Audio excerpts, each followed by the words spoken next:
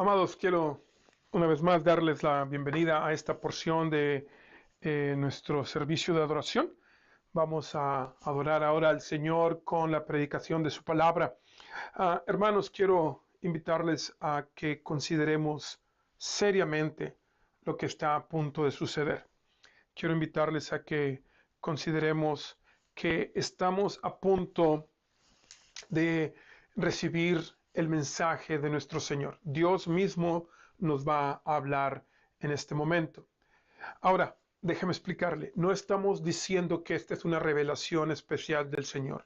No estamos diciendo que lo que estamos recibiendo del Señor es aparte de lo que Él nos ha dicho en su palabra.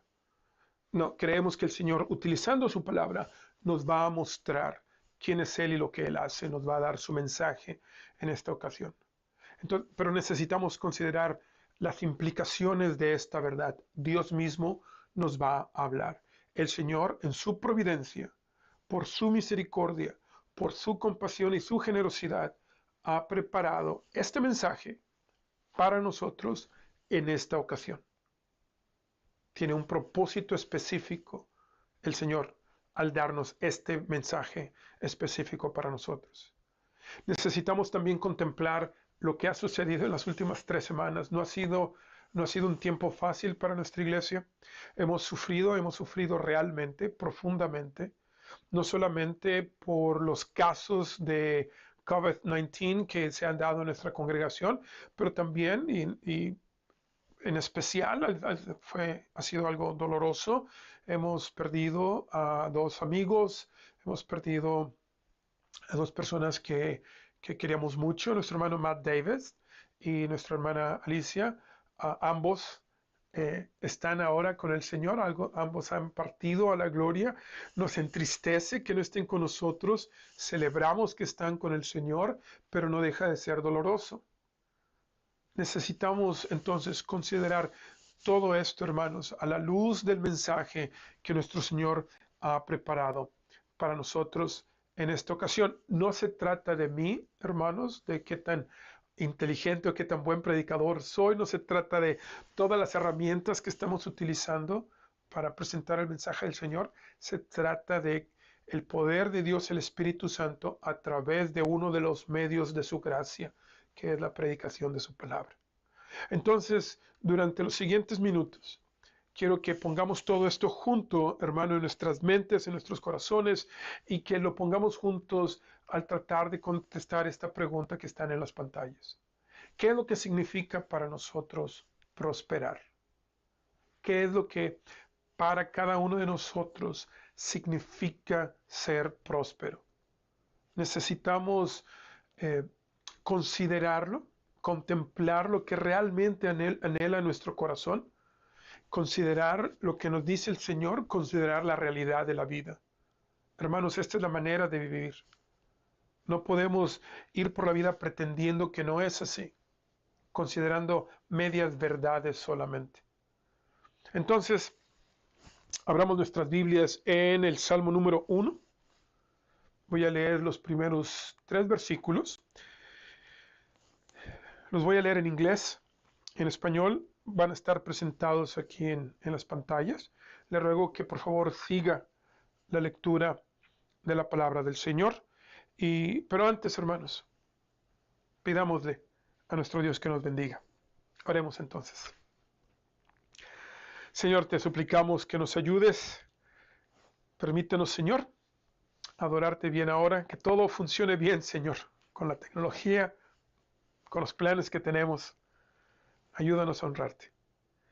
Danos, Señor, ahora la humildad, la sabiduría que necesitamos para poder escucharte, para poder verte. Háblanos, Señor. Concede que tus siervos respondan. Renueva nuestra mente, fortalece nuestro espíritu. Apuntala, Señor, nuestros corazones. En Jesucristo te lo pedimos. Amén. Salmo número 1, hermanos, los versículos del 1 al 3. Blessed is the man who walks not in the counsel of the wicked, nor stands in the way of sinners, nor sits on the seat of scoffers.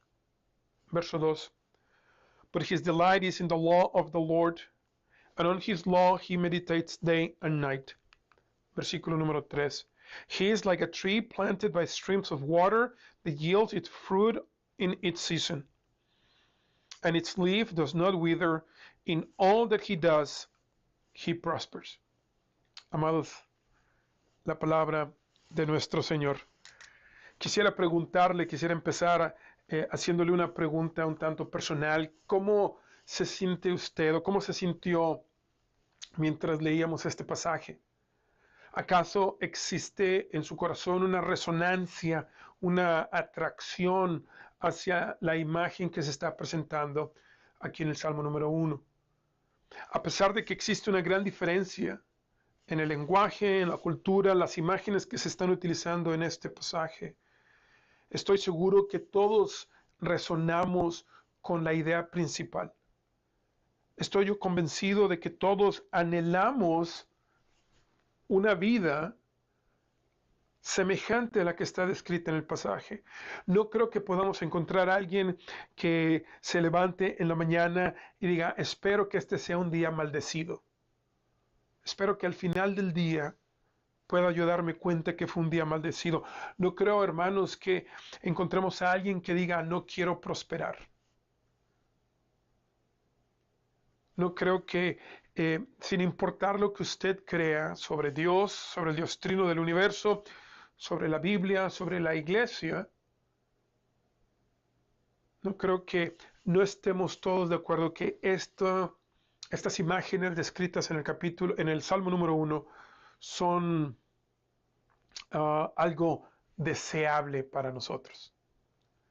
Y tiene sentido, hermanos. La Biblia es la revelación especial de nuestro Dios. La Biblia es la palabra inspirada y no contiene errores, así como en la forma en que se nos dio originalmente. La Biblia no tiene errores, no hay contradicciones. La Biblia habla directamente de asuntos del corazón. Ese es el objetivo, ese es el tema principal de la Biblia. La Biblia habla de otras cosas, de política, de justicia social, de cómo debemos de participar en esta vida, ciertamente, pero ese no es el tema principal de la Biblia. La ciencia no es el tema principal de la Biblia. La Biblia nos habla de quién es Dios, quién es este Dios trino del universo. La Biblia nos habla de nuestra condición y de lo que el Señor está haciendo para resolver nuestro problema. La Biblia habla sobre la redención que Dios ha obrado, está obrando. Y habla directamente al corazón humano, a asuntos del corazón. Por eso es de que resonamos con ella, a pesar de que estamos separados por años, cultura y geografía. Estamos separados del texto como se dio originalmente. De todas maneras resonamos con él porque habla de asuntos del corazón. En este caso es el deseo de nuestro corazón tener paz. Todos anhelamos tener prosperidad. Todos quisiéramos ser como este árbol, ¿cierto? Este árbol plantado a orillas de las aguas, donde están los ríos, el agua que alimenta a este árbol. Todos quisiéramos ser bendecidos, todos quisiéramos prosperar, todos deseamos florecer. Es nuestro deseo, hermanos, que allí en donde estamos podamos aprovechar los recursos y el ambiente en el que nos encontramos y pudiéramos crecer y convertirnos en la expresión más hermosa que pudiéramos nosotros alcanzar.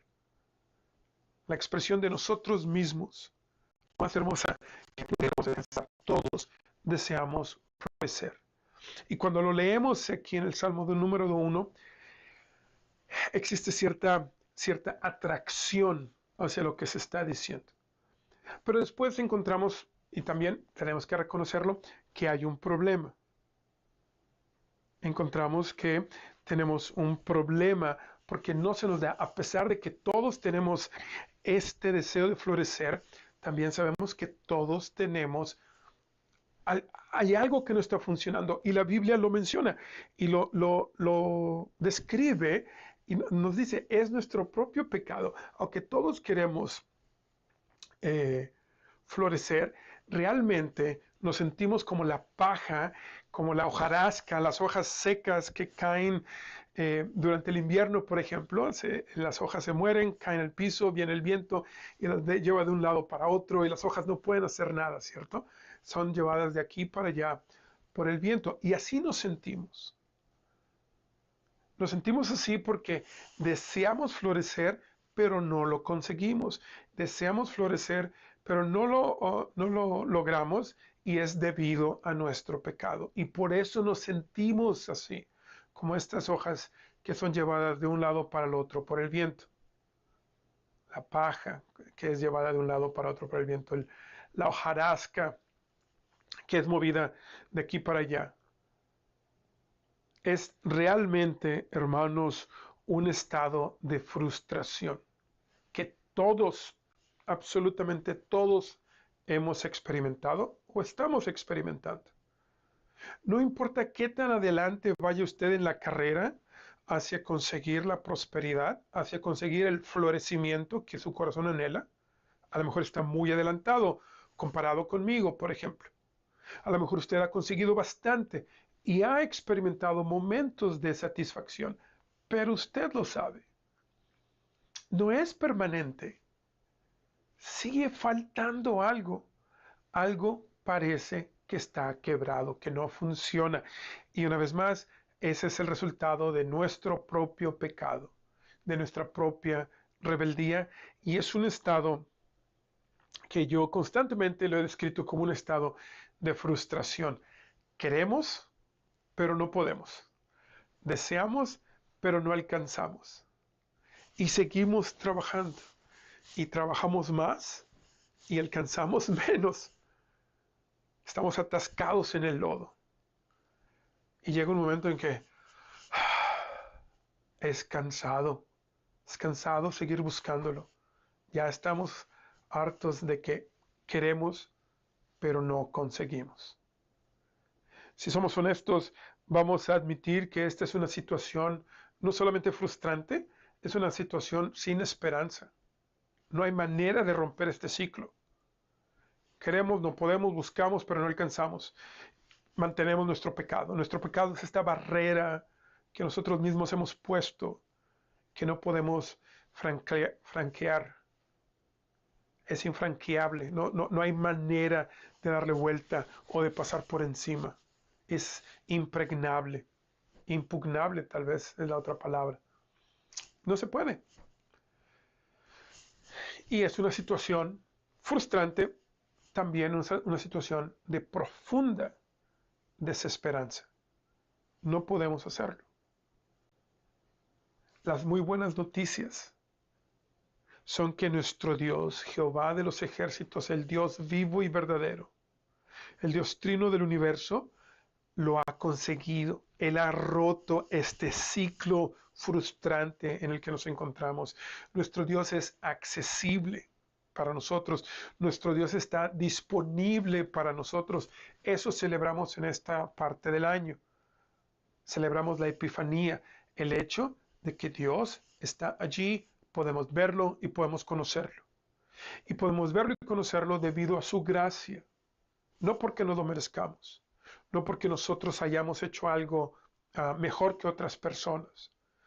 No, hermanos, podemos nosotros responder al Señor, podemos acercarnos al Señor porque Él nos da de su gracia, Él nos habilita, Él remueve todas las excusas, Él ha obrado todo lo necesario para que podamos nosotros venir a Él. Aún la inclinación, el deseo y la capacidad que tenemos de venir a Él es debida a Él. Es por su gracia que el Señor nos permite conocerlo, verlo y responder. Y amados, y aquí está lo también muy importante, el Señor está accesible a nosotros, el Señor está disponible en el contexto de la realidad cotidiana. No es una filosofía vacía, no es un ejercicio mental solamente, esto no es mera teoría. Nuestro Dios está disponible, accesible aquí y ahora. Quiere decir que aún en los momentos, entre comillas, más mundanos de mi vida cotidiana, el Señor está allí. Afecta ese momento, quién es Él y lo que Él hace.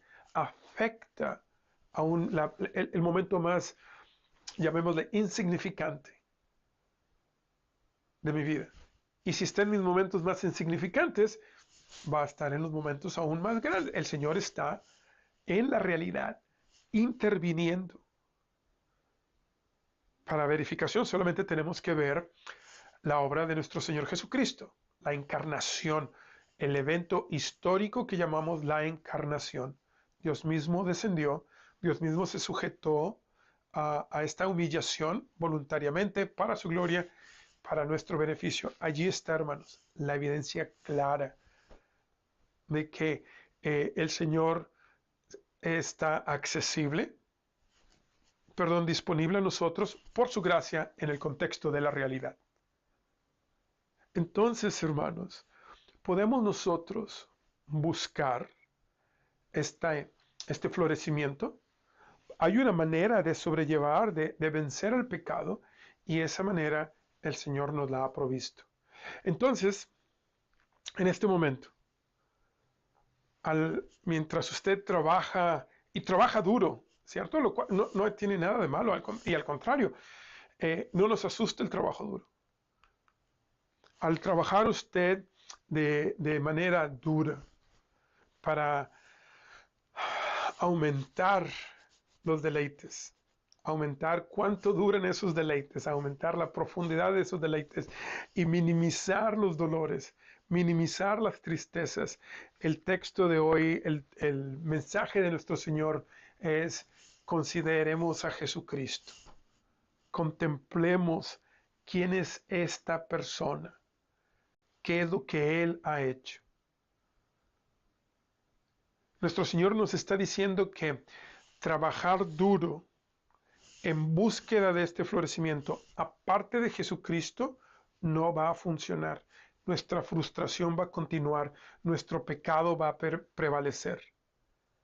Pero las buenas noticias son de que podemos considerar a Cristo Jesús.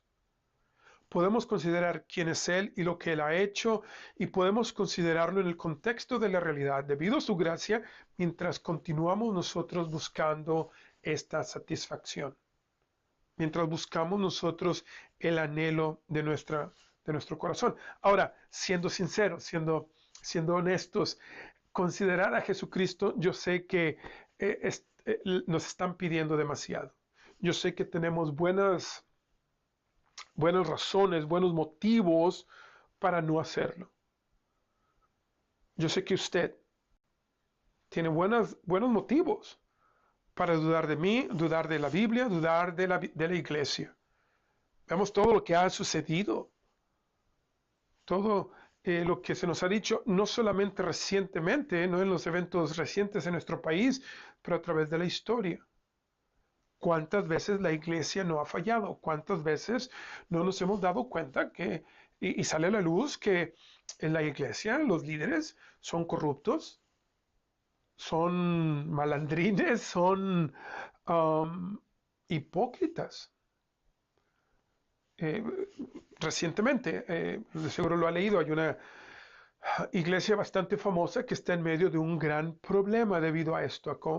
Los pastores de estas iglesias se han comportado de una manera no digna del llamado del Señor. Y la gente apunta y dice: mira, ¿ya ves? Yo por eso no les creo nada. Y tiene sentido. Tiene sentido que usted dude de considerar a Jesucristo. Pero le voy a pedir que ponga a un lado todas esas sospechas, que ponga a un lado todas esas verdades de que los humanos somos corruptos e hipócritas. Pongamos eso a un lado. No lo ignoremos, no estoy hablando de ignorarlo, pero no lo haga la razón principal, no lo haga el motivo por el cual usted continúa en esta frustración. Y de hecho le voy a pedir que haga algo doloroso, que en lugar de considerar lo que otras personas han hecho mal y cómo es que ellos han fallado, quiero que considere, por favor, su propio corazón. Ouch. Quiero que considere cómo es que usted mismo ha contribuido, cómo usted mismo ha fallado, cómo usted mismo ha contribuido con su propio pecado a este estado de frustración. Y consideremos entonces a Jesucristo. Removamos esta excusa de que por culpa de otros, reconozcamos lo que nosotros hemos hecho, nuestra propia obra, y consideremos a Cristo Jesús. Consideremos a lo que el Señor hace y es. Y quiero enfatizarlo, hermanos. Este no es un ejercicio mental, no es un ejercicio intelectual, no les voy a decir, aquí tienen 3 pasos para conocer mejor al Señor Jesucristo. Hermanos, es solamente debido a la gracia de nuestro Señor, y lo voy a enfatizar, es solamente debido a su gracia que podemos ver su belleza. Es solamente por esto. Considerar a Jesucristo, si lo podemos hacer, es evidencia de que Él está obrando en nosotros. De poner por un lado las razones por las cuales desconfía del mensaje del Señor. Si usted puede poner por un lado las razones por las cuales usted siente malestar, agresión, coraje, decepción, lo que sea, en contra de nuestro Señor y lo que Él dice y de su iglesia, si podemos ponerlo por un lado, si podemos reconocer nuestra propia contribución al problema, y si podemos decir, ok, déjame considerar a Jesucristo. Si podemos hacer todo esto, es debido a que el Señor está obrando, es debido a que el Señor nos ha dado de su gracia. Es solamente por su gracia, es solamente porque el Señor es misericordioso que podemos nosotros detenernos y considerar a Jesucristo. Esta palabra considerar, o esta frase, considerar a Jesucristo, proviene de uno de los pasajes asignados para para este domingo. Uno de los pasajes de nuestro leccionario. Nuestro pasaje principal es el Salmo número 1. El Salmo número 1 nos da esta imagen con la cual resonamos, nos da esta idea, este deseo, trae a colación o trae a la superficie este deseo de florecer. Y nos da una idea general de cómo podemos hacerlo. Nos describe, nos da pistas de cómo es que esto es posible. En el pasaje de este domingo de la carta a los Hebreos se nos dice más específicamente. El escritor de Hebreos se nos dice, ustedes que han sido llamados, ustedes consideren a Jesucristo. De ahí viene la frase. Consideren a Jesucristo. El pasaje en los Hebreos, el pasaje en la carta a los Hebreos nos dice, esta es la manera. Esta es la manera de proceder. Consideren a Cristo Jesús. La manera en que está escrito ese texto, hermanos, en Hebreos, no es una sugerencia. No está diciendo, no se te olvide considerar a Jesucristo, como en inglés decimos afterthought, como algo, lo voy a hacer, nada más por no dejar. No es lo que está diciendo. El autor de esta carta, la manera en que lo escribió, nos dice que es algo imperativo. Tenemos que considerar a Jesucristo. No es una opción. No es algo que se pueda hacer casualmente, trivialmente. Es algo que tiene que hacerse y tiene que hacerse de manera activa por cada uno de nosotros. Cada uno de nosotros es responsable de considerar a Cristo Jesús. Cada uno de nosotros. Tenemos razones por las cuales no hacerlo. Hemos visto la corrupción, hemos visto la hipocresía, hemos visto todo lo malo. Pero el llamado permanece. Considera a Cristo Jesús, considera a Dios el Hijo, considera a la segunda persona de la Santísima Trinidad. Es algo imperativo, es algo que se tiene que hacer, es algo que tiene que hacerse de manera activa. Considerar a Jesucristo, hermanos, no implica estudiar solamente, no implica hacer algo en teoría exclusivamente. No es algo que podamos hacer de manera aislada, aparte de la vida real. Voy a considerar a Jesucristo como, voy a considerar a Jesucristo como quien considera un libro de pura teoría, que nada tiene que ver con la realidad, nada tiene que ver con la vida práctica. No, no se puede considerar a Jesucristo así. Si lo vamos a hacer, lo vamos a hacer en el contexto de la vida diaria, en el contexto de la realidad. De eso se trata. Esa es la idea del texto, esa es la idea de la forma en que fue escrito este pasaje en Hebreos. No es algo teórico, no es algo que se haga en el vacío, no es algo aparte de la realidad, es algo imperativo, es algo que tiene que hacerse de manera activa. Podemos entonces considerar a Jesucristo, podemos conocerle, podemos verle, hermanos, primero porque existe evidencia tangible, existe evidencia palpable de quién es Él y de lo que Él hace. Se puede verificar. Yo sé que suena increíble, yo sé que suena extraño y hasta cierto punto contraintuitivo, pero básicamente lo que nos está diciendo el autor de Hebreos es: consideren a Jesucristo como considerarían cualquier otro evento histórico, cualquier otro hecho que puede verificarse.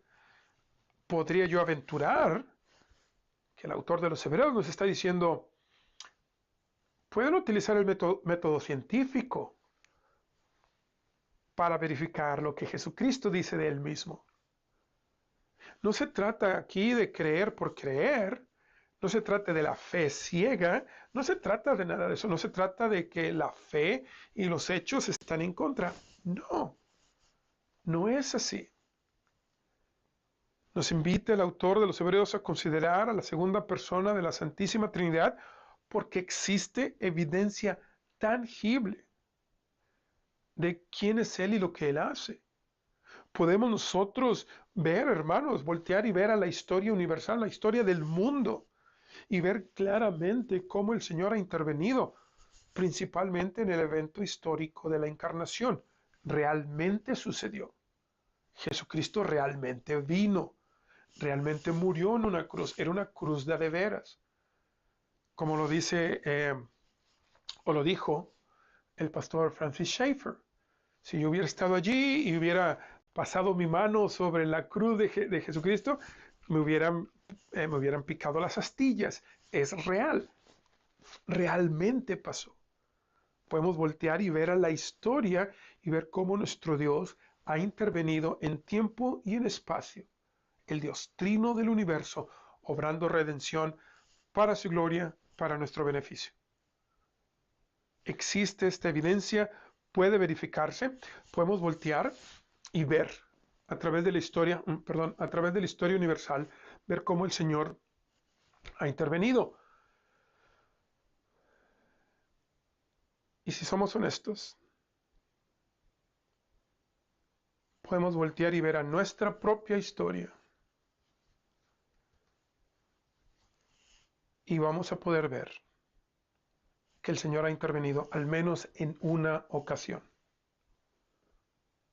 Yo le puedo garantizar a usted, que me está escuchando, que me está viendo, que el Señor, el Dios del universo, el Dios trino de toda la gloria, le ha demostrado a usted al menos en una ocasión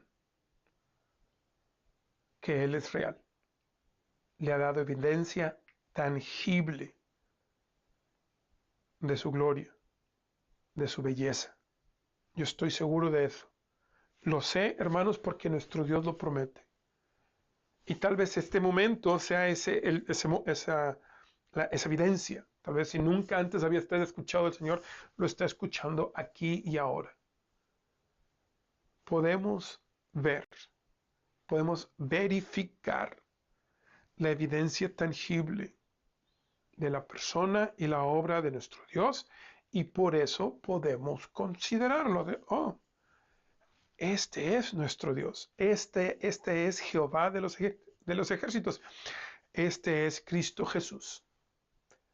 Por eso podemos considerarlo, porque existe evidencia tangible.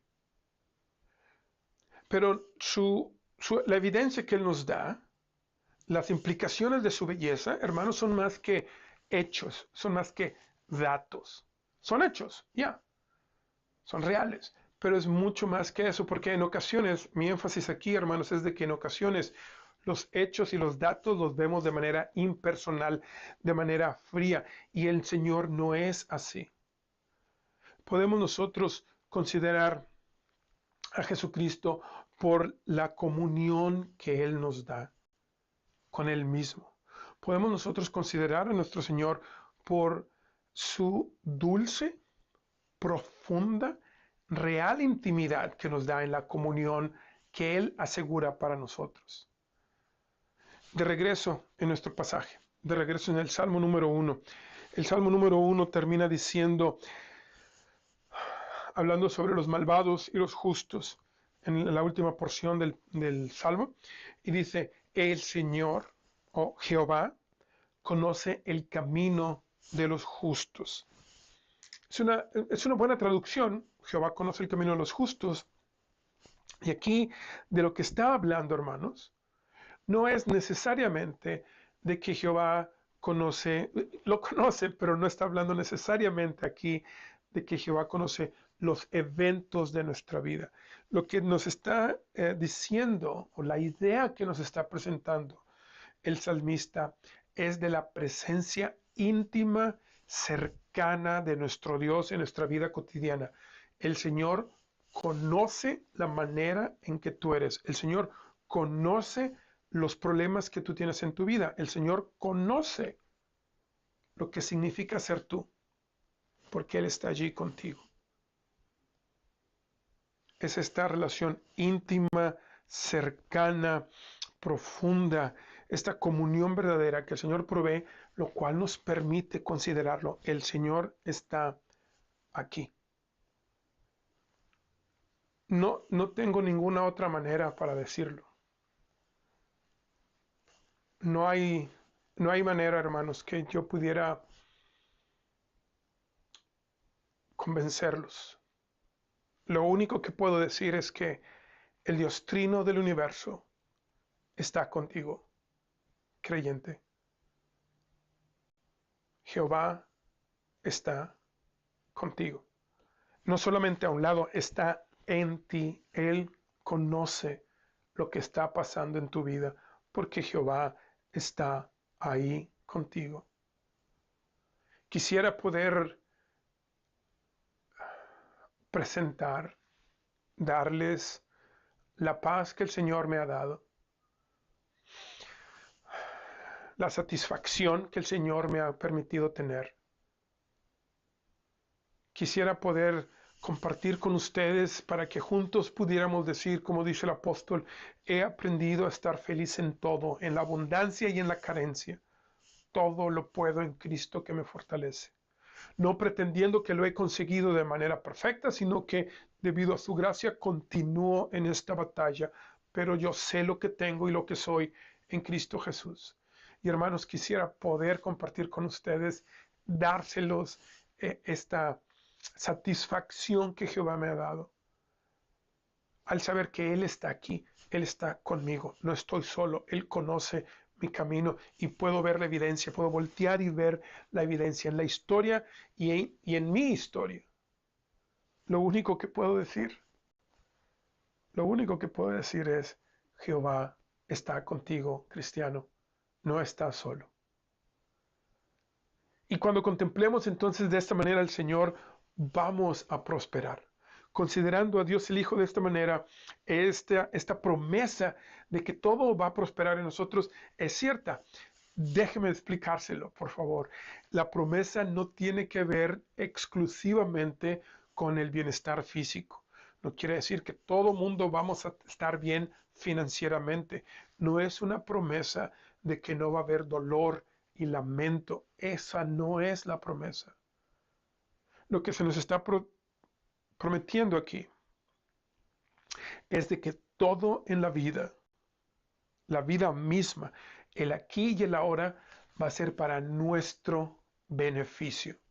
Que a pesar de los mejores esfuerzos de nuestros enemigos, nosotros vamos a poder conocer a Jehová, vamos a poder ver al Señor, vamos a poder realmente probar aquí y ahora, momentáneamente y luego de manera perfecta en la gloria que está por venir, ese florecimiento que tanto anhelamos. Esa es la prosperidad que el Señor nos está ofreciendo, garantiza y nos da, que vamos a poder entender nuestros deleites y nuestros dolores a la luz de su belleza. Y eso, tanto el deleite como el dolor, van a ser para nuestro beneficio. No vamos a desear tener más dolor, el dolor no va a desaparecer, pero va a ser para nuestro beneficio. ¿Y cuál es nuestro beneficio más grande? Que vamos a poder conocerlo al Señor de una mejor manera. Vamos a poder verlo más claramente. Entonces, hermanos, arrepintámonos. Arrepintámonos de que a veces nos alineamos con los blasfemos, con la gente que se burla del Señor.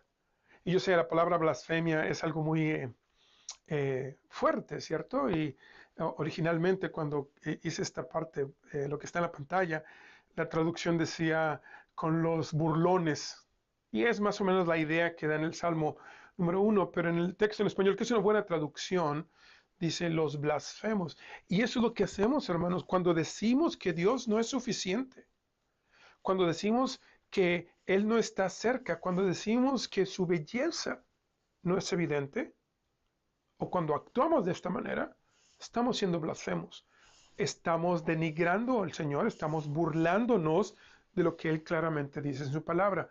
Arrepintámonos de que en ocasiones hacemos esto. Y después, hermanos, vamos a celebrar que podemos considerar al Señor Jesucristo. Vamos a celebrar que podemos deleitarnos en Él, en su ley, en su palabra. ¿Lo hacemos de manera perfecta? Claro que no. Y es posible que lo hagamos de una manera muy pequeña, ¿cierto? Pero aunque así sea, hermanos, aunque tengamos una inclinación, un deseo y una capacidad muy pequeña de considerar al Señor, de deleitarnos en Él, debemos de celebrarlo. ¿Por qué? Porque esta es la obra de Dios en nosotros. Eso verifica su fidelidad. Y el Señor nos va a ayudar a que esta capacidad sea cada vez más grande. Arrepintámonos, hermanos, celebremos, aferrémonos al hecho de que el Señor está con nosotros. Y ahora pasemos a celebrar la Santa Cena. Vengamos a la mesa del Señor precisamente para aferrarnos de esta presencia real del Señor, para aferrarnos a Él. Vengamos a su mesa. Vengamos a su mesa a celebrar esta comunión dulce, íntima, segura que el Señor nos da con Él y uno con el otro. Vengamos a considerarlo a Él. Veamos para que lo podamos ver más claramente a Él, quien es el autor y el consumador de nuestra fe. Vengamos para recibir la gracia que tanto necesitamos. Amados, que el Señor les bendiga y les guarde. Amén.